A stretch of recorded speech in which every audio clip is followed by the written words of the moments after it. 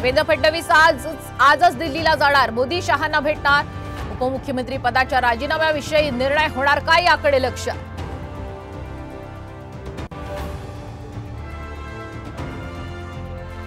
फडणवीस महाराष्ट्रातील राजकारणातले खलनायक संजय राऊतांचा हल्लाबोल, जे पक्ष फोडले त्याच पक्षांनी अश्रू ढाळण्याची वेळ आणल्याचं ही टीकास्त्र।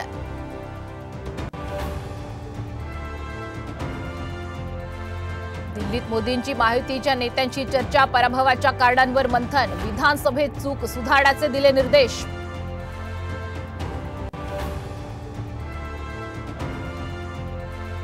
अजित पवार गटाच्या आमदारांची आज बैठक, आमदार शरद पवार गटामध्ये परतण्याच्या चर्चेच्या पार्श्वभूमीवर बैठकीला महत्त्व।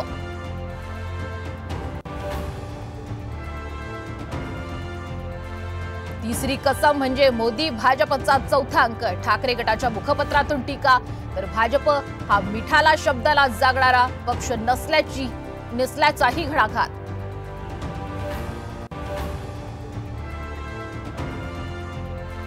आणि किल्ले रायगडावरती 351वा शिवराज्याभिषेक दिन सोहळ्याचा उत्साह, रायगडावरती शिवप्रेमींनी रेकॉर्ड ब्रेक केली गर्दी, तर कोल्हापुरामध्ये शिवराज्याभिषेक सोहळा साजरा।